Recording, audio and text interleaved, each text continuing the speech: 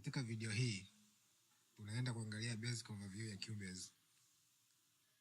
Baada ya kuwa umeinstall Cubase kwenye kompyuta yako, utaenda kuifungua kupitia shortcut ambayo itakuwa katika desktop yako.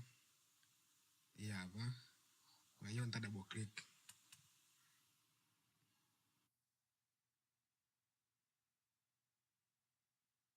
Hivi ndivyo jinsi Cubase inavyofunguka.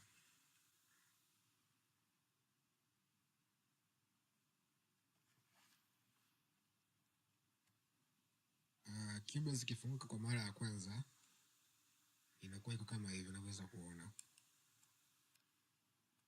Hapa panakuwa panaonyesha newsletter ya Cubase kama tuko connected kwenye internet. Itaonyesha activities za Steinberg. Kama kuna new releases watakuwa natoa hapa na tutorials mbalimbali. Kwa hiyo zitakuwa inakupeleka moja kwa moja kwenye website za Steinberg. Hapa ni sehemu ya news. Hapa ni recent, ndipo ambapo ukifanya project zako alafu ukafunga PC ukaja kufungua tena Cubase, zile project recent ulizozifanya zinakuwa zinaonekana hapa. Na hizi huko ni templates ambazo unaweza kutumia kwa ajili ya kuanzia. Kwa nitakachokifanya, tutatengeneza project mpya, create empty. Utatengeneza kwenye desktop hapa. Itakuja kutengeneza kwenye desktop. Nita create new folder. Nitaita let's say Cubase 1. Kwa hiyo kazi yote nitakayoifanya katika hii project ambayo nafanya sasa hivi itakuja kuwa saved katika hii Cubase 1. Select folder. Kwa hiyo ukishafungua Cubase, hivi ndivyo jinsi inavyoonekana. Cha kwanza cha kuangalia, kuna zones. Kuna zone ziko 4. Zone ya kwanza ni left zone ambayo ni ya upande wa huku. Kwa nikiselect, kuna hii border margin inatokea nyeupe. Kwa hiyo kuanzia hapa hadi hapa, hii ni zone ya kwanza, left zone, ambayo unaweza kuja kuiwashia kupitia hii shortcut hapa. Kwa hiyo nikiclick hapa, manake ile zone imejifunga. Nikiwasha pena waka. Zone ya pili ni zone ya katikati, hii hapa, ambayo border yake ni hii hapa. Na zone ya tatu ni right zone ambayo ni hii hapa. Alafu zone ya mwisho ni lower zone, hii hapa. Na nikiwasha inaleta hii border hapa nyeupe. Kwa nikizima hivyo hivyo the same, nikizima na hii, nikizima na hii. Kwa kuna zone 4. Na kila zone ina kazi yake. Tutaenda kuona hivi karibuni. Kitu kingine cha kuangalia, kuna haya maneno hapa. Hapa itakuonyesha maximum record time. Kwa mfano kama unataka kurekodi audio, kwa hiyo maximum record time ni masaa 66 na dakika 50. Unaweza kurekodi audio ya masaa 66 na dakika 50 kwa wakati mmoja. Lakini pia hapa inakuletea project yako, information ya project yako. Project duration imeanza wapi, imeishia wapi, start time, duration yake. Pia itakuletea frame rate kama ukiimport video, kwa sababu kuna option ya kuimport video. Tutakuja kuangalia huko mbeleni. Itakuletea display format, itakuja kuonyesha ni nini. Record format itakuletea sample rate, itakueleza sample rate ni nini huko mbeleni. Lakini pia itakuletea author. Kwa mfano kama hapa nikiamua kuandika author, let's say niandike Meshak.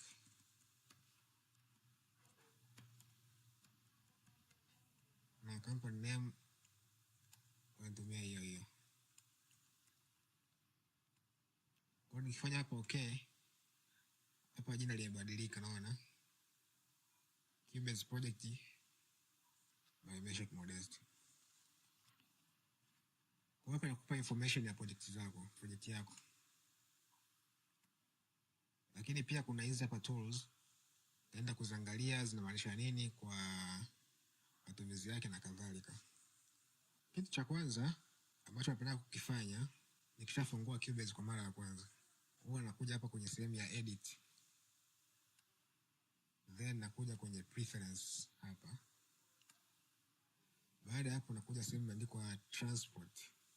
Ukiscroll chini utakuta sehemu imeandikwa transport. Alafu kuna hii hapa inaitwa return to start position on stop. Make sure iko imekuwa checked. Kama ikiwa haiko checked, maana yake ukiplay hapa, play hapa, unaweza kutumia space bar kwenye keyboard yako. Nikiplay alafu nika stop, inaishia hapa hapo nilipo stop. Nikiplay tena inaanzia hapo hapo. Sasa mimi sitaki hiyo hivyo, nataka kwamba nikiplay, nikistop irudi sehemu ya kwanza ilipokuwa mwanzoni. Kwa hiyo nitakuja kwenye edit, preferences, alafu hapa return to start position on stop, wake nita-check. Alafu nita-apply, after applying nitabonyeza okay. Kwa hiyo hapa inamaanisha kwamba nikiplay, alafu nikistop, inarudi pale pale mwanzoni nilipokuwa nimeplay. Kwa nikiweka hapa kwenye 2, baa ya pili, nikiplay unaenda mpaka kwenye baa ya 6 hapa au baa ya 4, nikistop narudi kwenye baa ya pili. Kwa hiyo ndio kitu cha muhimu ambacho napenda kukifanya ninapofungua Cubase mara ya kwanza. Lakini pia unapokuwa unafanya kazi kwenye Cubase utahitaji kusikia sauti, yani kusikia sauti ambayo ya kazi unayoifanya. Kwa hiyo utakuja kwenye studio, setup. Then hapa kwenye audio system utachagua driver ambayo unaitumia. Kwa by default Cubase inakujaga na driver yake ambayo ni generic Low Latency. Hii driver ndio inakusaidia kulink kati ya audio interface ya kwako na PC. Lakini pia kama una external sound card kama Focusrite au Behringer, utahitaji kuinstall driver yake, ambapo utakuja kwenye access hapa, ndipo utaiaccess na kuconnect na Cubase. Kwa mfano mimi hapa natumia CF4. Utakuja pia kwenye studio hapo hapo, alafu kwenye audio connections. Make sure kwenye output umeselect driver yako ambayo ulichagua kule kwenye audio device. Usipoweka kama ikawa not connected, hautaweza kusikia. Na kwenye input hivyo kama unataka kurekodi sauti. Baada ya hapo, basically darasa letu litakuwa ni in form of practical zaidi rather than theory. Kwa hiyo kuna baadhi ya vitu tutakuwa tunaviruka, wengine tutakuwa tunaenda navyo sambamba. Kwa hiyo utakuwa unaelewa kutokana na kufanya, learning by doing. Kitu cha kwanza, tuta create track. Tutakuja kueleza kuna aina ngapi za track kwenye Cubase. Utakuja hapa kwenye hii zone ya katikati ambayo ina border nyeupe kama unaweza kuona. Then uta create track hapa. Add track, kuna kijumlisha hivi. Utachagua ni aina gani ya track ambayo utakuwa unahitaji. Ziko track nyingi, kuna track za audio, kama unataka kurekodi audio, kuna track ya instrument, kama unataka kutumia VST instrument, kuna sampler, kama unataka kuimport audio yako au unataka kufanyia sampling. Ndio kueleza nini, kuna track ya MIDI, kuna group track, ndio kueleza kuna effect, kuna VCA track, VCA faders, kuna marker track, kuna roller track, kuna folder track. Na zote zina kazi yake, nitakuja kueleza kazi ya kila moja moja. Lakini kwa sasa tutatengeneza instrument track. Kwenye instrument hapa utatumia contact.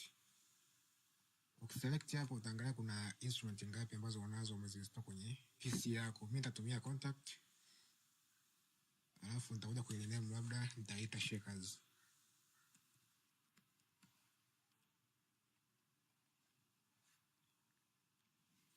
Ukishafanya hivyo inaletea kitu kama hiki, sababu nimeselect contact. Sasa by default baada ya kutengeneza ile track, utaona kwa upande wa zone ya kushoto hii kuna vitu vimebadilika hapa, vimeletwa. Nitaenda kueleza kimoja kimoja kazi yake ni nini. Lakini pia kuna njia nyingi za kutengeneza track. Njia ya kwanza ilikuwa nilivyokuelekeza ni hapa kupitia add track na bonyeza kijumlisha hapo. Hii plus sign. Njia nyingine ni kupitia shortcut ambayo shortcut yake ni T. Unabonyeza T kwenye keyboard yako, automatically inakuletea hii hapa. Njia nyingine ni ku right click kwenye mousepad yako. Right click ni hapa upande wa track lines hiyo. Right click hapa. Naletea hapa option add track. Naweza kuweka audio track, instrument track na track zozote. Naweza add track hapa. Kama hivyo. Lakini pia kuna njia nyingine kwa add track. Nikija kwenye right zone. Select hapa kwenye VSTs. Naweza nika add track kwa kubonyeza hii hapa. Kwanza add track nyingine new. Kwa hiyo njia ni nyingi. Kuna njia hii ya kutumia hii shortcut hapa ya plus sign. Kuna njia kubonyeza T, kuna njia ya right click kwenye mousepad hapa. Lakini kuna njia ya kutumia right zone. Lakini mimi right zone natumia sana kwa ajili ya kuview master volume na loudness. Njia niliyozoea mimi ni kutumia right click kwenye mousepad. Kwa hiyo nikishatengeneza track hii hapa, nitaanza track ya shakers. Nitakuja huu upande hapa. Hapa ndo naonyesha aina ya instrument utakayotumia. Kwa mfano nikiselect hii hapa instrument hii. Hapa kuja kuchagua instrument nitakayotumia. Unaweza kawa mara kwanza nilikuwa nimeselect contact. Sasa nataka nibadilishe, labda nitumie Lounge Lizard. Kwa hiyo nitakuja nitaselect hapa. Then nita click Lounge Lizard. Naona imeletea instrument yake. Same nikija hapa na kuchagua track. Instrument as license nitumie Triton.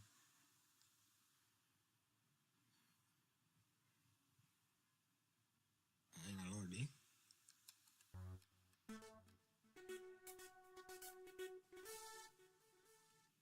Kama unaweza kuona hii hapa ndio sehemu ya kuchagua aina ya instrument utakayotumia. Lakini pia kuna hii kialama cha kinanda hapa, kipiano hiki. Hapa ndo na edit instrument. Naweza kama nimechagua contact. Katika contact kuna voice mbalimbali ambazo nataka nitumie au libraries. Kwa hiyo basically nita select hii. Hapa ndo nitakuja kuchagua instrument nataka kutumia kwenye contact ambazo ziko within contact. Same nikija hata kwenye Lounge Lizard hapa. Select hapa ndo nachagua aina ya instrument nataka nitumie. Sasa nikachagua labda hii hapa.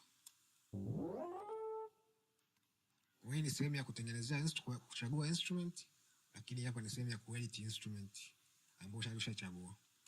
Kwa hiyo hapa kwenye shakers, hii track ya shakers nitatumia shakers za kutumia F node.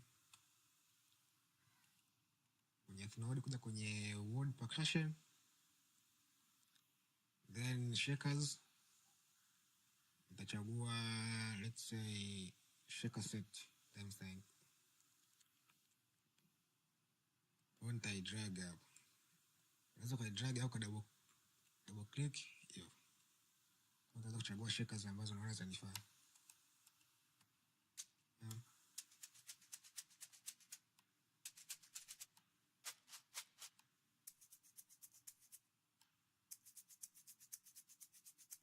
I think hii imekaa vizuri zaidi. Hii ni B flat. Sasa baada ya hapo ndipo tutakuja sasa kwenye shortcut ya kwanza. Katika hizi hapa inaitwa shortcuts. Hii hapa ni kwa ajili ya object selection. Tutakuja kuonyesha functions zake. Lakini pia ukiklik hapa zinakuja na option nyingi. Kuna normal sizing, move contact, sizing, upright time stretch. Naenda kuzungumzia kadri itakavyokuwa tunazitumia kwenye project zinazokuja. Lakini kwa sasa fahamu kama hivyo. Hii hapa ni range selection, nitaonyesha kazi yake. Hii hapa ni draw. Nitaonyesha kazi yake. Lakini pia kama ukiangalia kwa makini hapo unaweza kugundua kwamba kila nikiselect hizi shortcuts hapa, utaona pia kuna namba zinatokea hapa chini. Kwa mfano hii draw namba 8, hii split namba 3, glue namba 4. Kwa hiyo hizi zina kazi yake. Kwa cha kwanza kuchokifanya, nitakuja hapa kwenye draw, nita click hii draw. Kisha click hapa kwenye zone, nita left click, then nitachora. Na kama hivi imetokea hichi kitu. Baada hapo sasa itatoka katika shortcut yetu ya kwanza ambayo ni G na H. G ni kwa ajili ya kuzoom in, H ni kwa ajili ya kuzoom out. Kwa ukibonyeza G kwenye keyboard, unaona inapungua.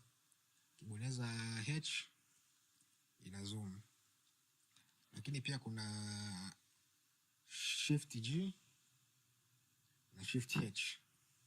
Ni kuzoom kwa upside and down, yani juu na chini, kuzoom kwa juu na chini kama hivi, unaona. Lakini pia unaweza kutumia hii hapa, kuna hii hapa ya vertical na hii hapa ya horizontal. Kwa hiyo nikifanya hivi inaongezeka ukubwa, nikifanya hivi inaongezeka kwa horizontal. Sasa utachagua mwenyewe, utatumia G na H, Shift G, Shift H kwa vifu ambavyo utaona ni rahisi. After that nita select hizi hapa zinaitwa event. Nita select hii event. Nikisha select nita cycle. Nitakuja hapa kwenye hii activate cycle. Kwa nikibonyeza hapa, nitabonyeza P cha kwanza. Nitabonyeza P, after that nitakuja hapa activate na cycle. Maana yake itakuwa activate cycle, maana yake itakuwa inaenda ina loop.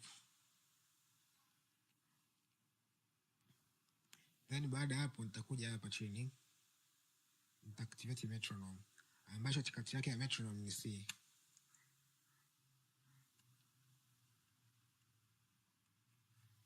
Okay, basically hii metronome mwezi kuisikia kwa mwenyewe, lakini mimi naisikia. Kwa hiyo itakuwa ina loop kama hivi. After that nita open lower zone, nitafungua kupitia hii shortcut hapa juu ya lower zone. Au uta double click. Select hii event, afu nika open lower zone. Taleta kitu kama hicho kama unaweza kuona. Kwa maana kwanza anza kuchanganya, lakini vitu rahisi utaenda kuvielewa kwa mbeleni. Kwa hiyo mimi na prefer ku double click.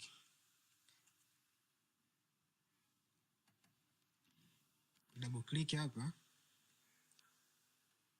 Una sehemu ya kuikuza hapa, hii inaitwa open in separate window. Hichi kiishara hapa. Nitaikuza. Then nitabonyeza H kwa ajili ya kuzoom. Alafu nitabonyeza namba 8. Kumbuka namba 8 ilikuwa ni shortcut kwa ajili ya hii hapa draw. Kama unavyoweza kuona hapo kuna namba 8. Then kumbuka tunadili na shakers hizo hapa. Hapo kwenye instrument yetu tutachagua shakers ya B flat hii hapa. Kwa hiyo nikidouble click hapa, nitaikuza hii B flat hii hapa. Kwa hiyo nitachagua pen hapa, alafu nita click hapa, nitachora hadi hapa. Kwa hiyo nikiplay hapa inakuwa kama hivi.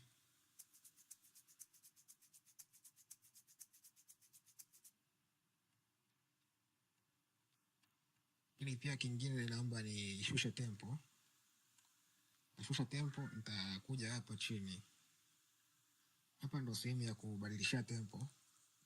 Lakini pia kwa advanced unaweza kutumia tempo track ambayo tutakuja kuelezea huko mbeleni. Kama utakuwa kwenye project yako utakuwa unatumia tempo zaidi ya moja. Tempo ni speed ya project. Kwa hiyo kwangu mimi nita double click, nitaweka 100. Au unaweza kutumia vimshale hivi hapa kwa ajili ya kupandisha na kushusha. Lakini basically mimi nitatumia 100. Alafu baada ya hapo nita select, nitabonyeza P kwa ajili ya kuicycle, kuiselect. Baada ya hapo nitakuja kwenye shortcut ya pili hapa ambayo ni length selection. Hii ukiklik hapa, afu baadaye ukaja right click hadi kuanzia hapa hadi hapa. Uweza pia itakuwa inafanyaje? Ina select range husika. Kwanza nikaselect kuanzia hapa hadi hapa. Kwa hiyo ndo kazi ya range selection.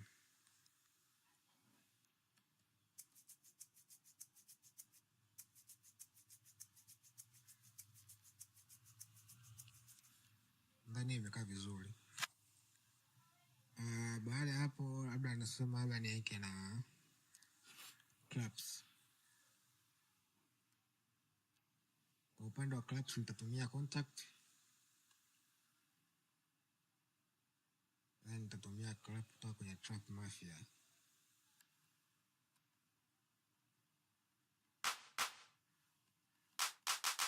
Hii ni G sharp.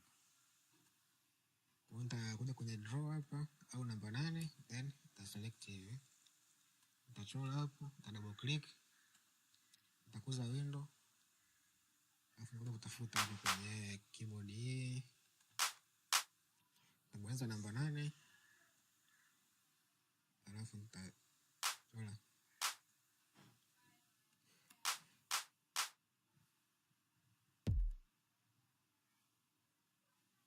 kwa mfano. Kama ukitokea umechora sehemu ambayo sio, unaweza ukaiselect event na move. Hiyo umehold left click alafu na move kwenye cursor yako. Au unaweza kutumia arrows kwenye PC yako, yani ya juu, chini, pembeni, kulia, kushoto. Kwa hiyo utatumia hiyo na move. Lakini pia unaweza kuweza control arrow ya pembeni kwa ajili ya kumove katika lines hizo hapo.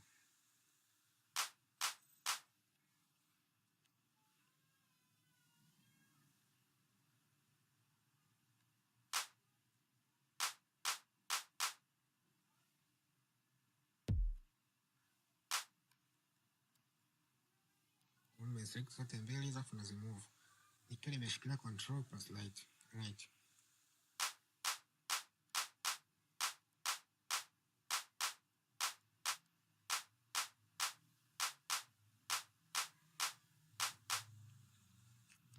Lakini pia kumbuka kwamba ukiangalia kwa makini, nikiplay nikiwa huku juu nasikika shakers na hizi clap, lakini nikiwa ndani huku inasikika clap peke yake. Hii ni kwa sababu inakuwa katika mfumo wa solo. Kwa hiyo utakuja kudeactivate solo hapa, hii solo editor, au unaweza kubonyeza S kwa ajili ya kudeactivate na kuactivate. Unapo nasikika zote, lakini nikibonyeza S nasikika moja. Sasa baada ya hapo inakutata katika upande wa left zone, katika baadhi shortcuts hapa. Ukiangalia kwa upande hapa ndo inakupa jina la track yako hii. Kwa hiyo nikiamua nibadilisha labda naandika kwa herufi kubwa, nita double click, then nitaandika clap.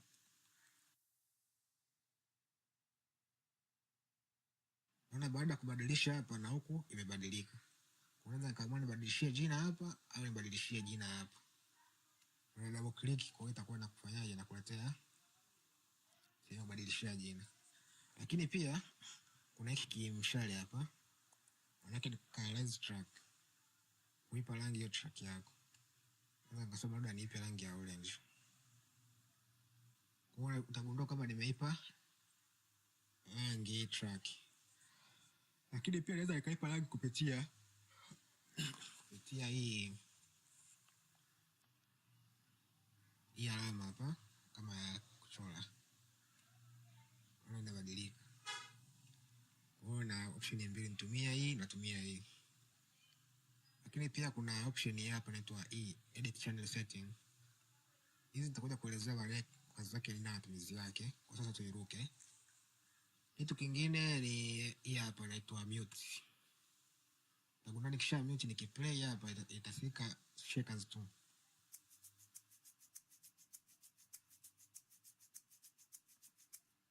Nikia ni mute nasikika zote. Lakini pia kuna solo. Nikisolo itasikika kitu kimoja.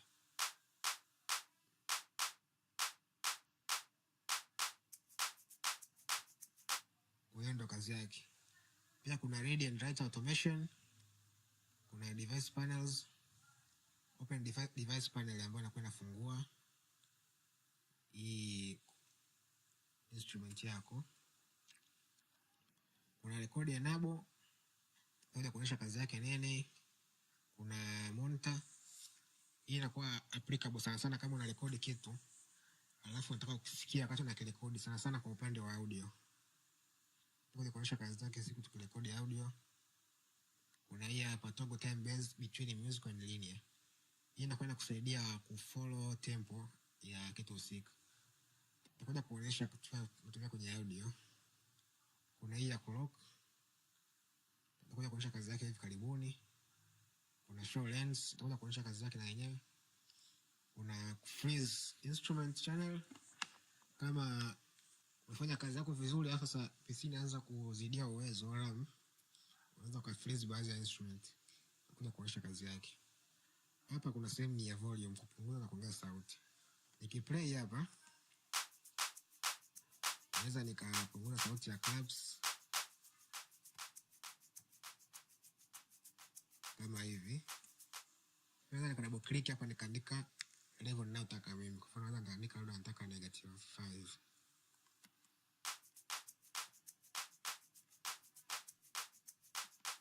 Sawa. After that kuna hii inaitwa panning, kufanya panning. Nikiplay hapo naweza nikaipani iende left au right. Naweza nika double click nikaandika level ninayotaka mimi. Sawa. Lakini kuna hii hapa ya kudelay, track delay in millisecond. Kwa naweza nikaplay hapa nikafanya delay kidogo.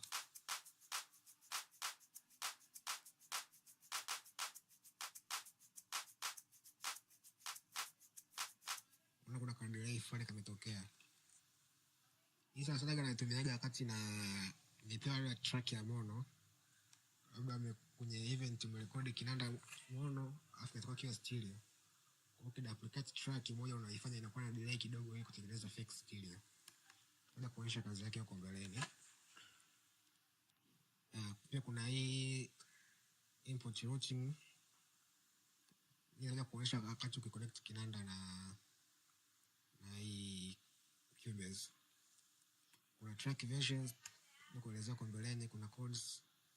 Lakini pia kuna hii hapa inakuja kuonyesha equalizer, audio instant, audio send. Lakini pia kuna audio fader ambayo ndio same kama kule juu. Kwa nikiplay hapa nikiongeza sauti na kupunguza, naweza kaifanyia panning same kitu kile kile. Naweza kaimute, naweza kaisolo. Kuna read automation, write automation, itaonyesha kazi yake nini. Kuna monitor, kuna record enable, itaonyesha kazi yake nini. Naweza nika double click hapa nikaandika level yangu ile -5. Nita scroll naonyesha kawaida. Baada ya hapo tuongeze kitu kwenye hii project yetu. Tuongeze snare. Kitu kingine ambacho unafanya kazi yake ya Cubase, usahau kusave. Kusave ni swala la muhimu sana, ni muhimu sana. Kwa hiyo utakuja hapa kwenye file, save, ambacho shortcut yake ni Control+S. Kwa hiyo nikibonyeza Control+S kwenye keyboard yangu itaniletea sehemu ya kusave. Nitaisave kama first project tutorial. Na save kwenye desktop kwenye Cubase One, kwa sababu wakati tunafungua project mara ya kwanza tulisema kwamba itakuja kuwa saved katika hii folder la Cubase One. Kwa hiyo nita save. Kwa utaona hata huko juu imebadilika jina, imekuja first project tutorial 1. Mara kwanza ilikuwa imeandika untitled 1, sasa hivi imeitwa first project tutorial. Hapa kwenye snare nitatumia contact na yenyewe Studio Drama, I think ni option nzuri. Na drag hapo.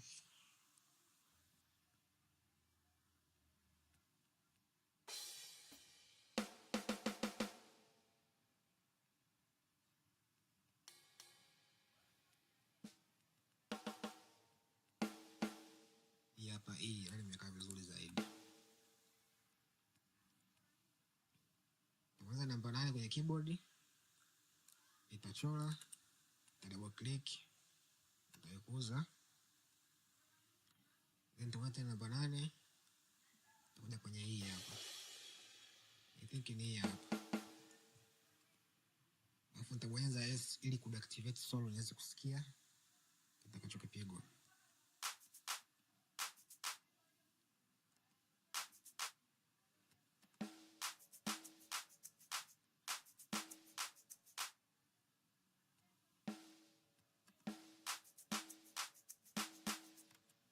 Sogeza kidogo nyuma.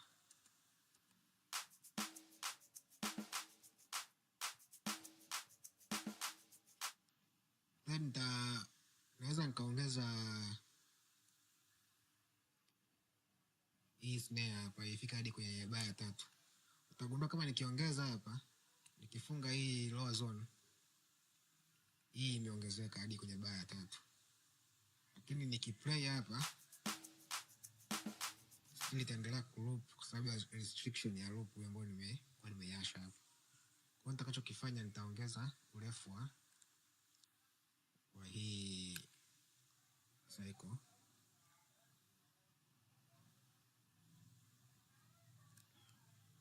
Navuta kama hivyo.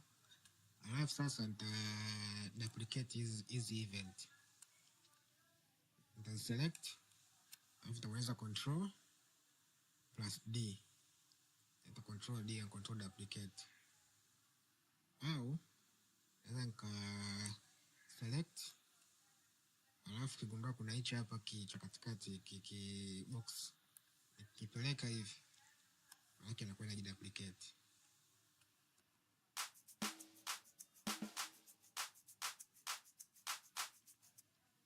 kama hivyo. Kwa hiyo nita double click,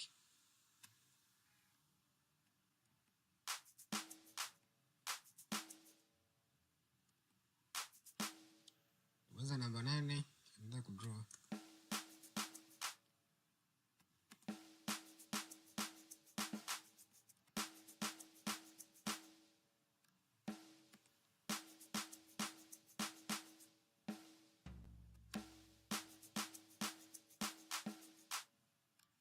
Nita select hizi hapa. Kumbuka shortcut ya kuduplicate kwa taanza hadi control D, ta duplicate. Alafu nitazisogeza hizi hadi hapa. Nitachukua hii, nita duplicate, nirudisha nyuma.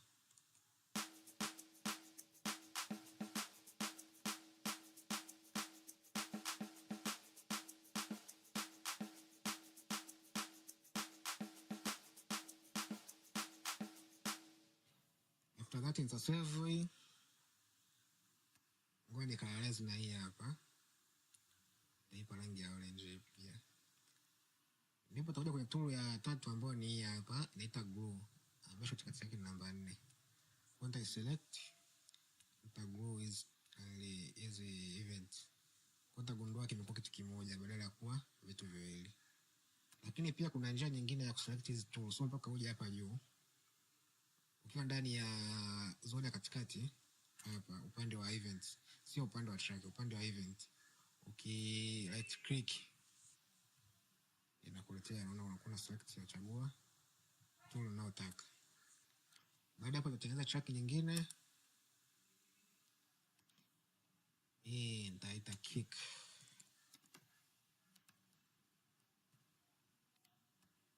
Chagua contact.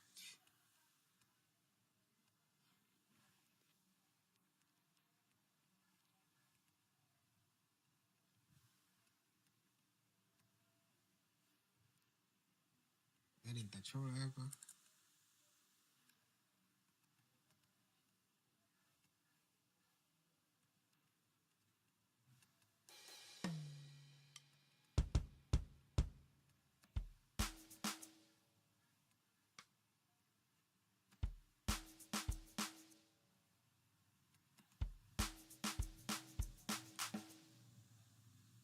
Nitaduplicate hizi.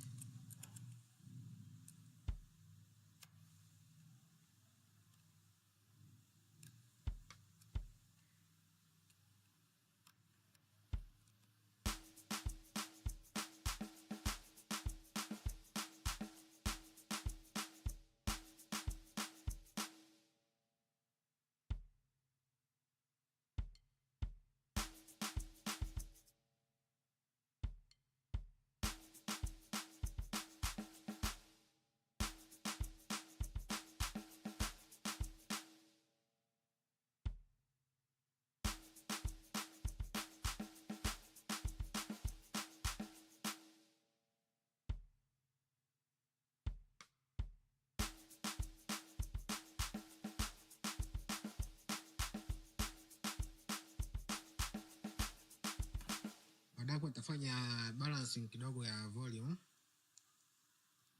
ili kila kitu kiwe sawa.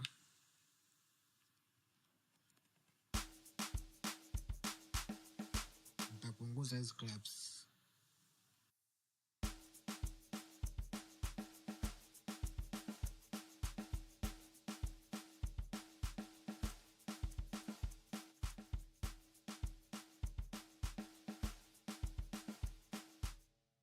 Baada hapo nitabonyeza Control S.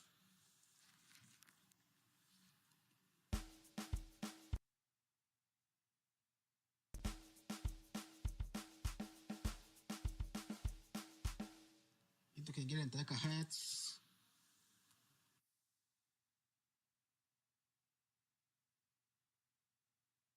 Tumia studio drama hiyo hiyo.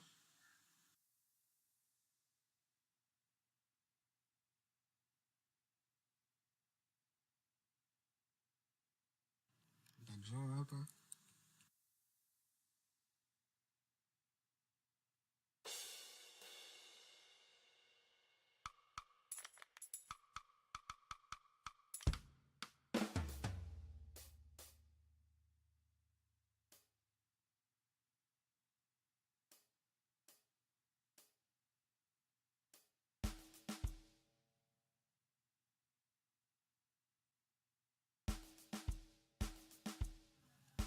Tabonyeza S kwa ajili ya kusolo.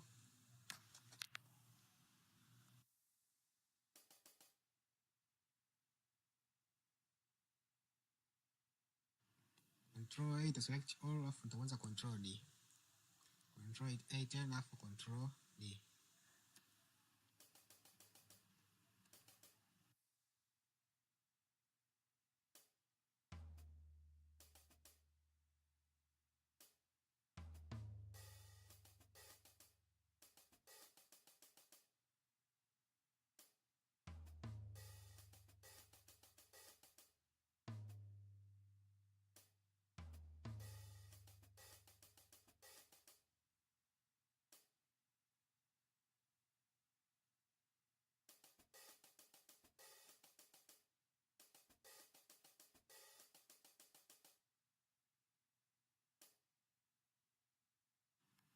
Delete hizi hapa, afu tabonyeza Control A, Control D kwa ajili ya kuduplicate.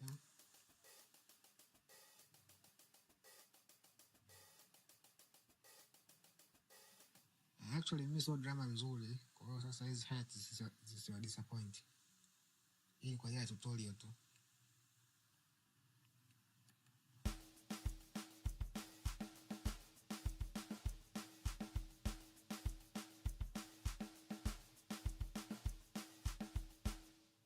Baada hapo tabonyeza Control S.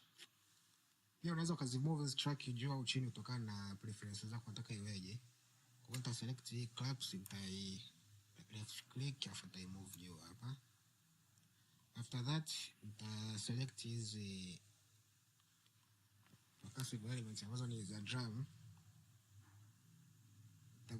Nitabonyeza shift alafu nitakuja hii ya chini hapa. Utaona itakuwa imeselect zote. Kwa hiyo nita colorize, nitaipa rangi nyekundu. Utagundua ukiipa rangi hapa hadi hizi event zinapewa rangi. Lakini pia unaweza kuwa umeipa rangi hii, unataka event iwe na rangi nyingine. Kwa hiyo nitaweza nikaselect event personally afu nikaipa rangi ninayotaka mimi. Kama hivi. Naona sio dhambi, ni preference zako. Lakini mimi napenda iwe nyekundu kwa sababu ndo nishazoea hivyo. Lakini pia utagundua kwamba hapa ni information za track, lakini nikiselect event hii inakuja information zake. Kwa mfano utagundua hii kwenye clap hapa track ina herufi kubwa, lakini kwenye event ina herufi ndogo. Nataka kubadilisha hii hapa ili ifanane na hii. Utakuja hapa kwenye name, na select afu tabadilisha. Na yenyewe ifanyaje? Imebadilika. Kwa hiyo hapa inaonyesha event properties. Kwa jina lake inaitwa clubs, inaanzia bar ya kwanza na inaisha bar ya tatu kama unaweza kuona, bar ya kwanza, bar ya tatu. Urefu wake ni bar 2. 1 2. Haina offset sababu hatuja set huku delay. Lakini pia naweza kaimute hapa nikani mute. Nikisolo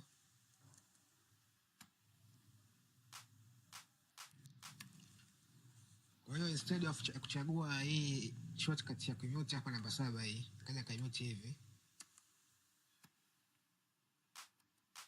Naweza nikaimute kupitia hapa.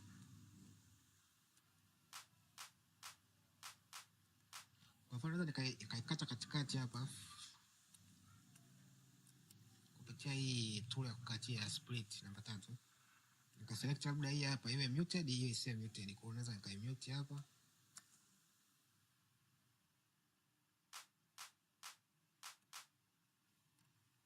Au naweza nikaimute hii hapa hivyo yani.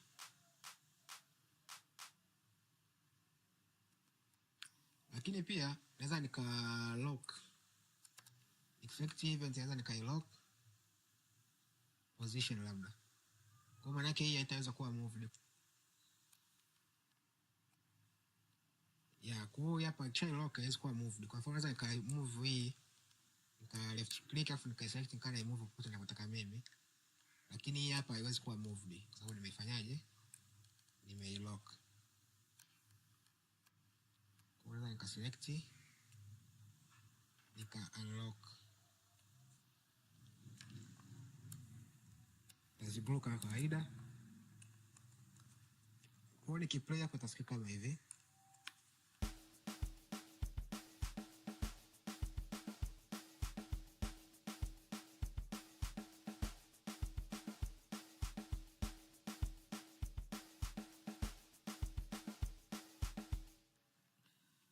After that, duplicate.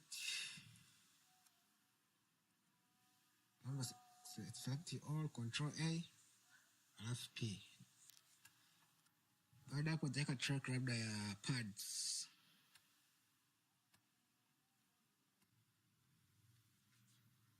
Kwa hiyo nitatengeneza track ya pad. Then nitatumia instrument ya Triton. Kwa Triton.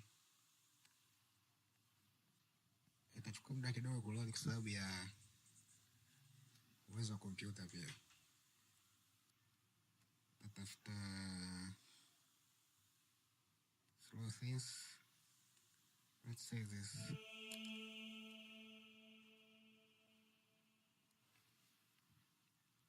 After that, tachora pia. Kumbuka hapa tutumie kinanda chochote, kwa hiyo tutachora muda wote. Ni PC yako tu na muda wako. Sasa kuna option nyingi za kuchora codes. Naweza kuchora manual kama hivi.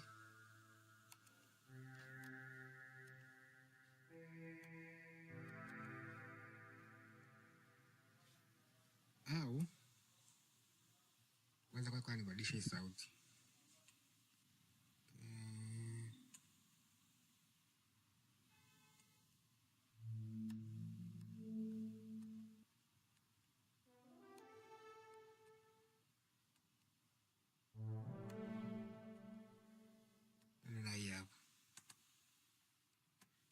Kwa hiyo naweza kachora manual au nikatumia codes. Nikija hapa kwenye hii left tab hapa. Hii hapa. Select kwenye code editing. Code editing. Hapa nitachagua aina ya codes ninayotaka. Nitachagua moja -7. Hii hapa. Naweza kwenye enter nipige let's say A-7. Unaona? Nimeselect nikaniletea. Nitai drag hapa.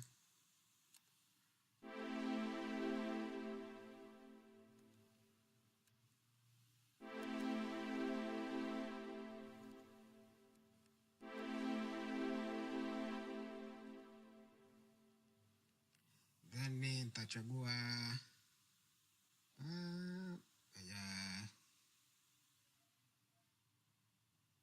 meja. Fanya tu meja.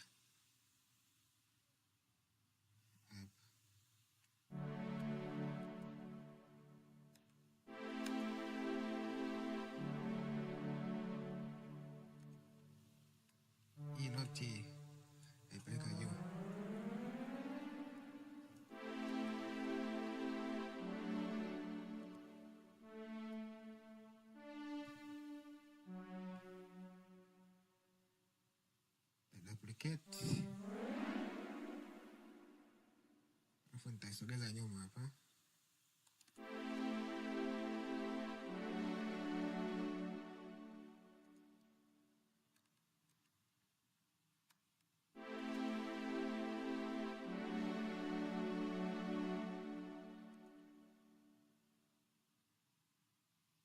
Chagua meja 7, naleta kwenye 4 hapa.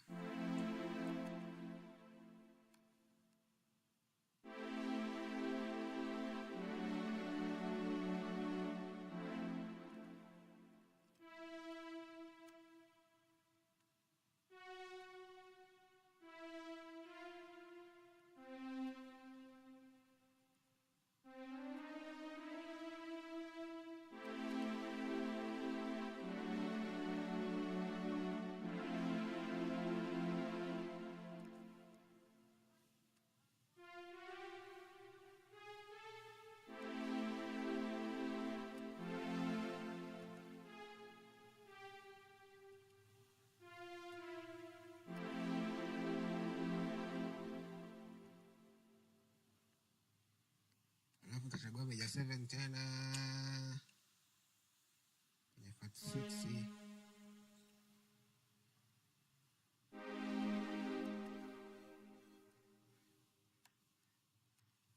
alafu diminish B7 fat 6 hapo hapo.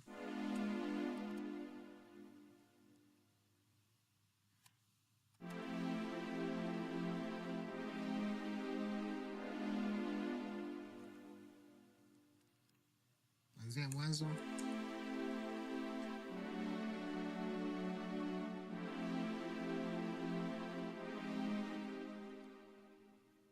Niwahi kidogo, nisogeze mbele.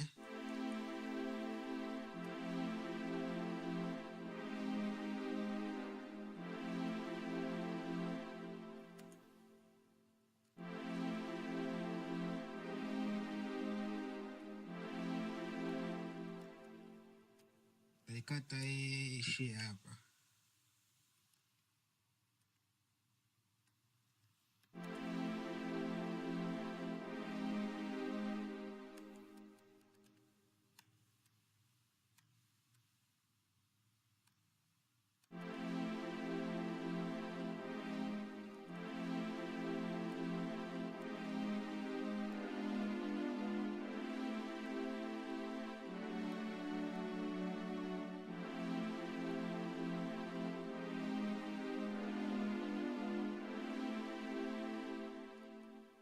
Baada hapo nitabonyeza S. Nitaenda kwenye solo.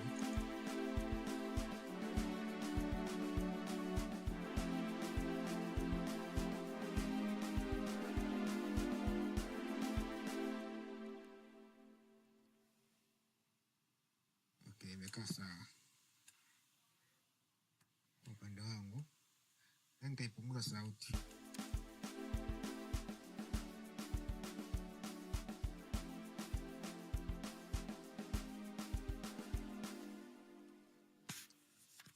Hapo nita duplicate. Duplicate track. Maana select track alafu nika right click. Then duplicate track. Maana hii track ya padi na content yake, hii events zake zimekuwa duplicated. Na zimekuwa mbili. Kwa hiyo nita rename, nitaandika keys. Then hapa kwenye instrument hapa nitabadilisha, nitatumia launch lizard. Nitatumia hapa.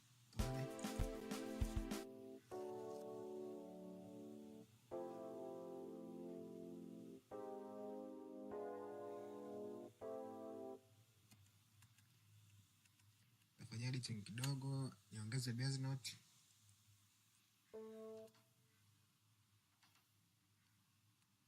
Nitabonyeza hii hapa, nitabonyeza control, nitaselect na hii hapa. Huko bado nilikuwa nimeselect control, nitaselect na hii hapa. Hii hapa na hii. Then baada hapo nitabonyeza alt. Naona? alafu nitazishusha chini hivi.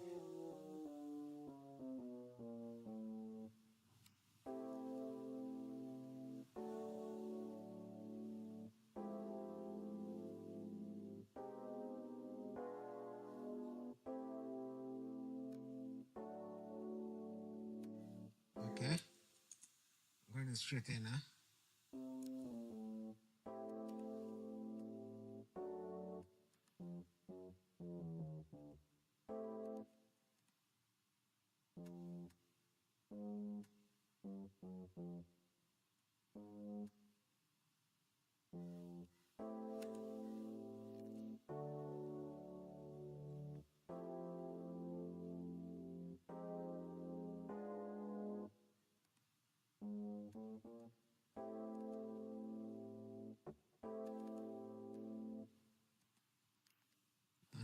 Fanya editing kidogo pia.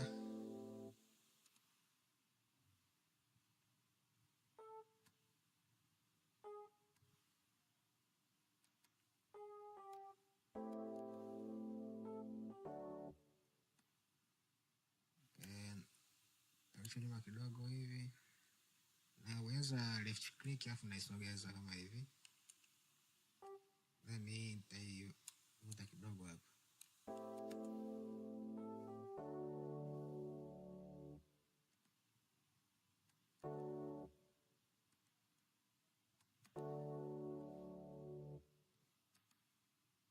Then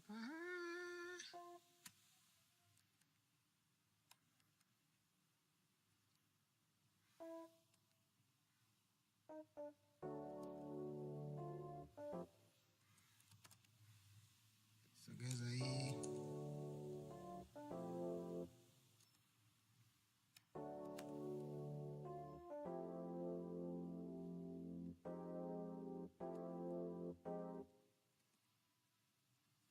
Uza namba 8.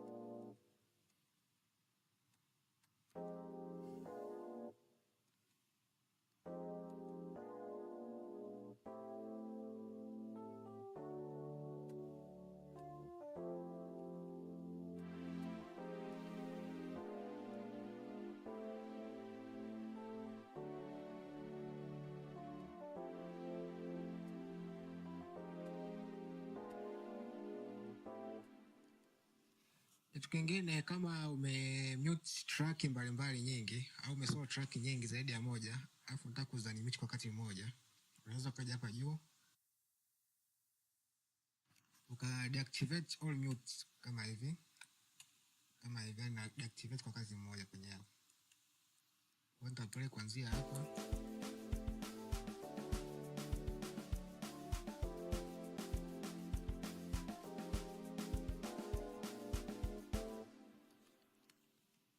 Okay, after that nitaweka track nyingine 2. Okay, ziwe 2 hadi track. Nitaita lead, alafu hii nitaipa bass. Kwenye lead nitatumia instrument ya Triton.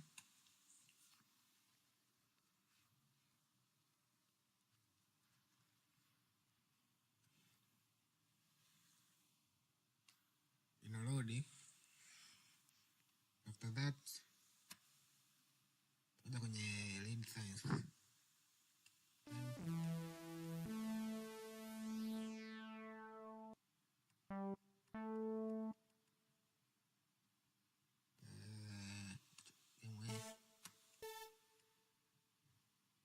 Hiki ni nzuri zaidi. Nitachora hii, chora baa moja tu.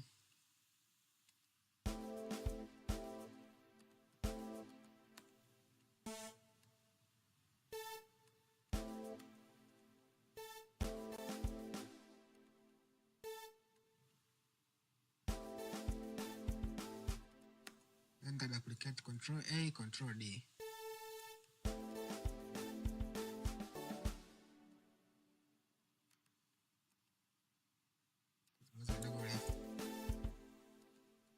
Baki vile vile.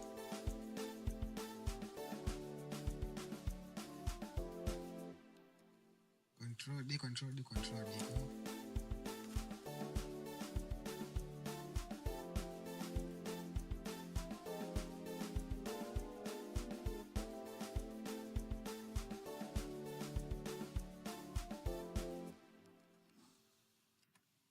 Nitaweka base, mtatumia contact.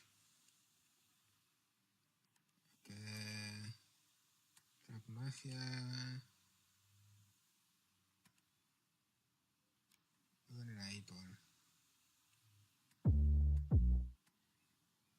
Kiko poa.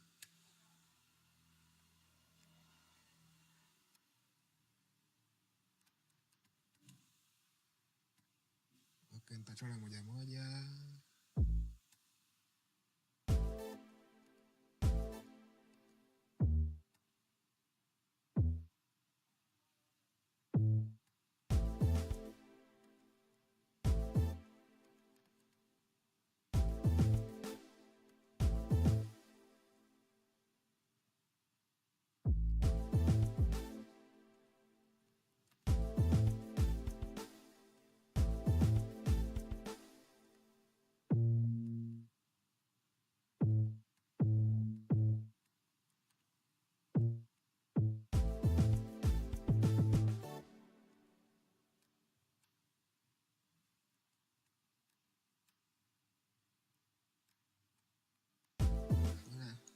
Sogeza mbele.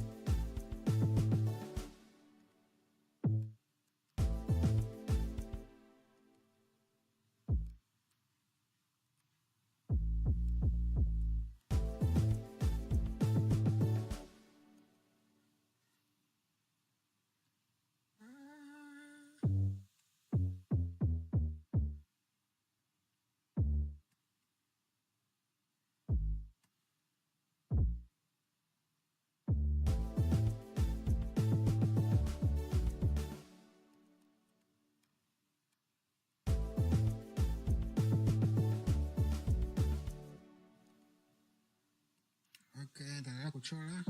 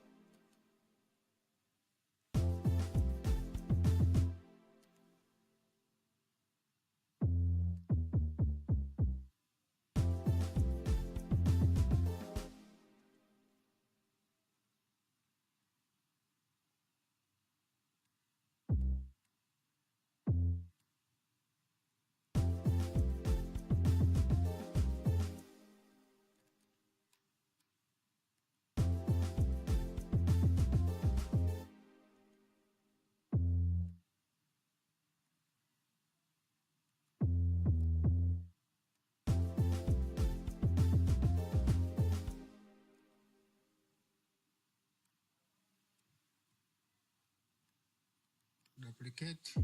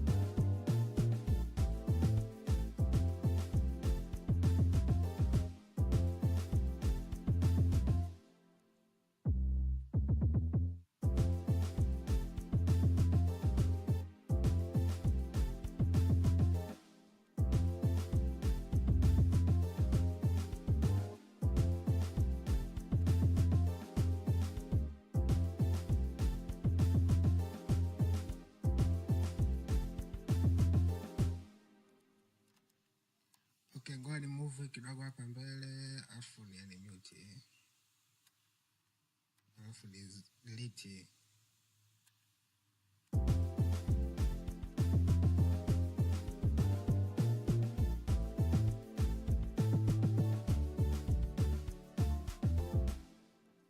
Baada hapo nitapunguza sauti kidogo, balance.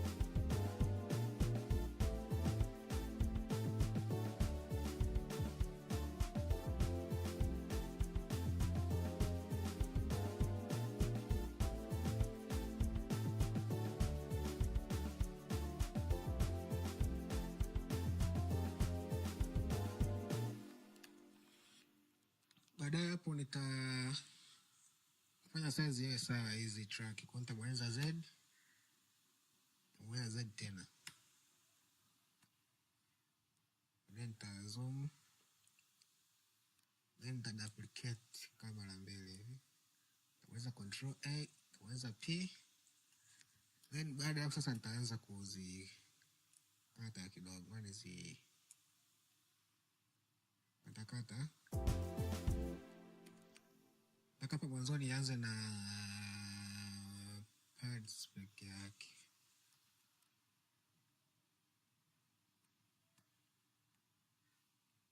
Nitazima hizi, nitazima hii, nitazima snare, nitazima na kick.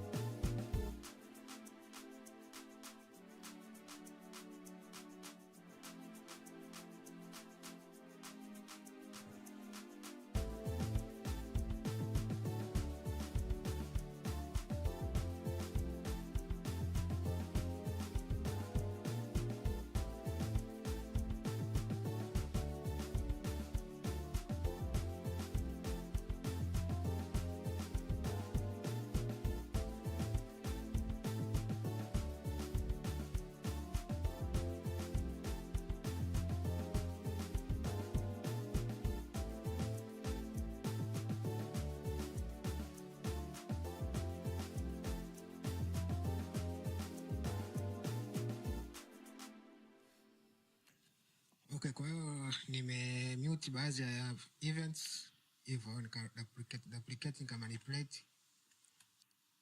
Finally nitazipa color. Okay. Color hii nipe njano.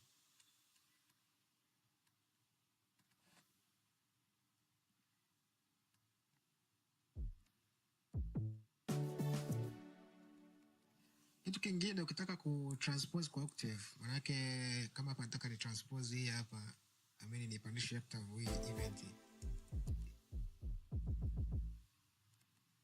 Kwa nitabonyeza shift alafu arrow hapo.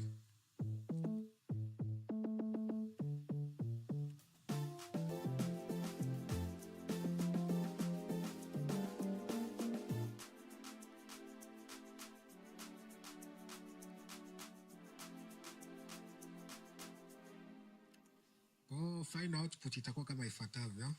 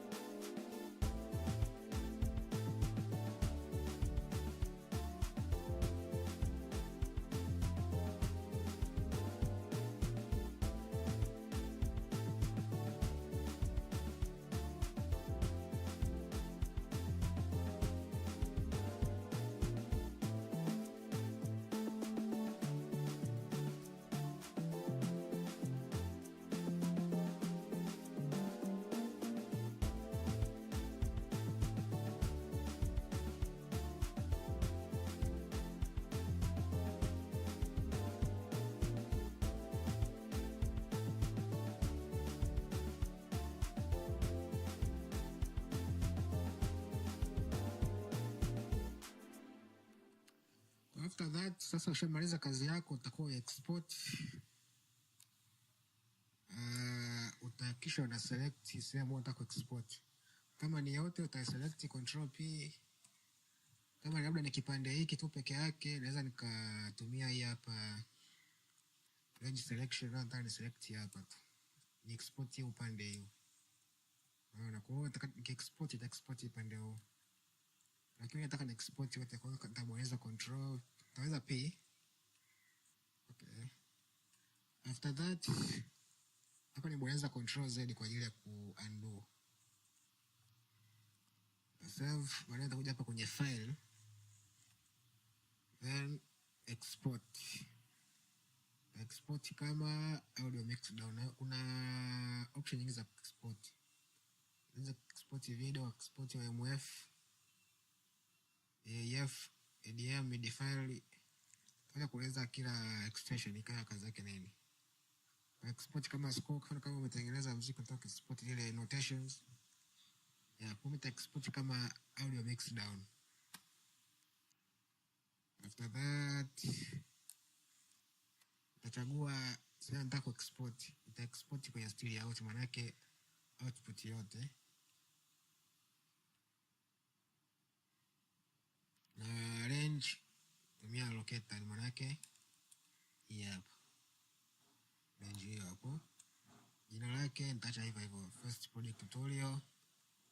Sehemu itakayoenda kwa export ni kwenye desktop, Cubase One Mixdown, kwenye file la Cubase One Mixdown. Au naweza nikabadilisha sema nataka kuexport, naweza nikasema na export kwenye export desktop kabisa, ama desktop. Aina file ya export nita export kama MP3. Naweza kuchagua kama WAV, nita export kama MP3. Na select high quality mode, nita select bitrate. Bitrate ni quality ya nataka kuexport yako. Nataka kuexplain baadaye huko mbeleni. Naweza nikaedit jina nataka ku nini, artist, album, namba, nini aina hivyo. Kwa baadaye hapo nitafanyaje? Nitabonyeza export.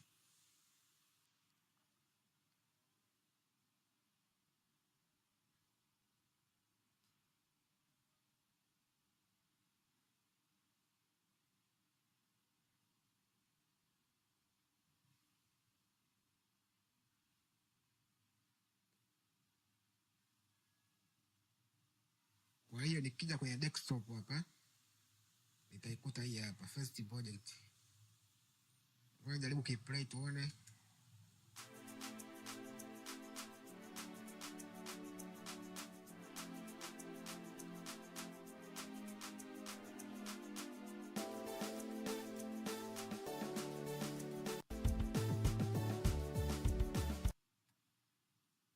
Yeah. Kwa hiyo hata nikitaka ni exportia katika project folder, nakuja hapa nita use project mixdown folder, then nita export.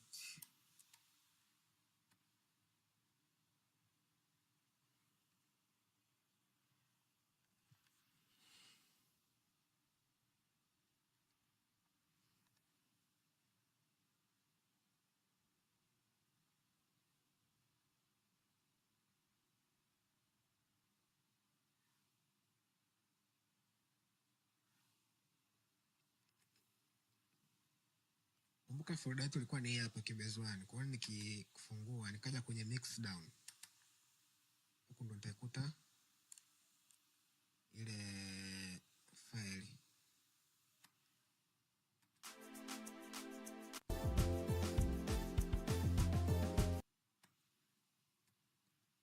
Kama unavyoweza kuona. Kwa hiyo ndio ilikuwa tutorial yetu ya leo. Tumejifunza vitu vingi, tumejifunza kuhusu zone, tumejifunza kuhusu kuduplicate, kuhusu kutengeneza tracks, kutengeneza instrument track, tumetengeneza muziki, tumejifunza shortcuts za hapa juu.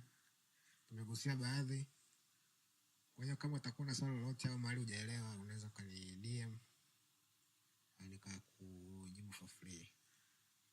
Namba yangu hii hapa ya WhatsApp, unaweza kani DM, lakini usinipigie simu kwa sababu ukipiga simu sitapokea. Tuma message. I hope umejifunza kitu leo. Kama umependa video unaweza ka share kwa wenzako, ka like, ka subscribe. Mungu akubariki.